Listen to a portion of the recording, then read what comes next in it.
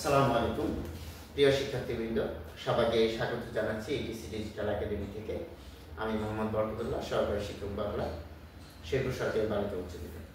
আজকে বাংলা ব্যাকরণের একটি গুরুত্বপূর্ণ বিষয়ে আমরা আলোচনা করব এবং সেই বিষয়টি হচ্ছে ধ্বনি পরিবর্তন। ধ্বনি পরিবর্তনের ক্ষেত্রে বেশ কিছু নিয়ম রয়েছে, আমরা তার মধ্যে একটি আজকে আলোচনা করব এবং আমরা যদি খেয়াল করি যে উদাহরণের মাধ্যমে আমরা সংজ্ঞানের দিকে যাই, তাহলে খুব সহজে বিষয়টি স্পষ্ট হবে। ধ্বনি পরিবর্তনের আজকে আমাদের একটি আলোচনার গুরুত্বপূর্ণ বিষয়ের উদাহরণের মধ্যে প্রথমে রয়েছে স্কুল। স্কুল থেকে আমরা দেখছি যে একটি শব্দ পরিবর্তিত হয়ে স্কুল হয়ে গিয়েছে। এই যে একটি পরিবর্তন, সেটি কেন হয়? আসলে আমরা জানি যে উপভাষা বা আঞ্চলিক ভাষা বলে একটি বিষয় রয়েছে এবং সেটি মানুষ নিজের সুবিধার জন্য, উচ্চারণের সুবিধার জন্য খুব সহজে সেটি করে থাকে পরিবর্তনগুলো, এবং এটি একটি ধ্বনি পরিবর্তনের অন্যতম প্রধান দিক। তাহলে আমরা যদি খেয়াল করি যে স্কুল শব্দটি থেকে যখন স্কুল হয়েছে, আমরা এখানে একটি তীর দিয়েছি, তীর দিয়ে আমরা দেখানোর চেষ্টা করেছি স্কুল থেকে হয়ে গিয়েছে স্কুল। অর্থাৎ আমরা যদি স্কুল শব্দটি পূর্বে দেখি যে তীরের মাথার দিকে খেয়াল করি, তাহলে সেখানে কোনো পরিবর্তন কিন্তু আমরা দেখছি না, অর্থাৎ এখানে কিন্তু কিছু ছিল না।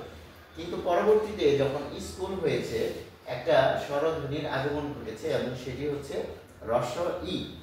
এই যে স্বরধ্বনির আগমন, সেটিকে আমরা বলছি যে ধ্বনি পরিবর্তন। এবং এই ধ্বনি পরিবর্তনের যে প্রকারভেদগুলো আছে, এর মধ্যে প্রথমে রয়েছে আদি স্বরাগম, অর্থাৎ শব্দের শুরুতে বা আদিতে যখন একটি স্বরধ্বনির আগমন ঘটে, সেটিকে বলা হচ্ছে আদি স্বরাগম। যেমন স্কুল থেকে যখন স্কুল হয়েছে, তখন একটি হ্রস্ব ই আগমন ঘটেছে। তাহলে আমরা বলতে পারি যে এখানে শব্দের শুরুতে একটি স্বরধ্বনির আগমন ঘটেছে এবং সেটিকে বলা হচ্ছে আদি স্বরাগম। এরপর আমরা যদি খেয়াল করি আরেকটি শব্দ, সেটি হচ্ছে স্টেশন। আমরা প্রায় খেয়াল করি স্টেশন থেকে স্টেশন, অর্থাৎ আমরা প্রায় দেখা যাচ্ছে যে বলে থাকি স্টেশনে যাব, ঢাকা যেতে হবে, স্টেশনে পৌঁছে গেছি, এরকম বলে থাকি। স্টেশন থেকে যখন আমরা স্টেশন উচ্চারণ করছি, অর্থাৎ এখানে কিন্তু একটি স্বরের আগমন ঘটেছে এবং এই ক্ষেত্রে এটি হচ্ছে হ্রস্ব ই স্বরধ্বনি। তাহলে হ্রস্ব ই স্বরধ্বনির ক্ষেত্রে আমরা যদি খেয়াল করি, এখানে সংজ্ঞাটি বোঝাচ্ছে এরকম যে আদি স্বরাগম, শব্দের আদি বা শুরুতে স্বরের আগমন ঘটেছে। এই ক্ষেত্রে কোনটির আগমন ঘটেছে? হ্রস্ব ই। তাহলে আরেকটি উদাহরণ আমরা খেয়াল করব, সেটি হচ্ছে এরকম। এবং স্পর্ধা থেকে আস্পর্ধা।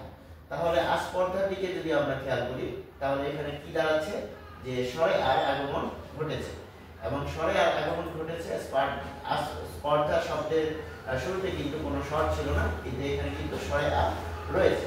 অর্থাৎ আমরা যদি খেয়াল করি, তাহলে দেখা যাচ্ছে যে বেশ কিছু স্বরধ্বনি আসতে পারে, যে কোনো স্বরধ্বনি আসতে পারে, সেটি কিন্তু এখানে স্পষ্ট হয়েছে। তাহলে আমরা যদি আগে শব্দটাকে ফিরে যাই, তাহলে স্টেশন থেকে স্টেশন, এখানে এসেছে হ্রস্ব ই, এবং হ্রস্ব ইর পূর্বে যেটি আমরা বলেছিলাম স্কুল থেকে স্কুল, সেই ক্ষেত্রেও কিন্তু হ্রস্ব ই এসেছে। অর্থাৎ স্কুল থেকে স্কুল যখন বলছি, তখন আদি স্বরাগম হয়েছে। আবার এখানে কিন্তু স্টেশন থেকে স্টেশন, এটিও আদি স্বরাগম হয়েছে।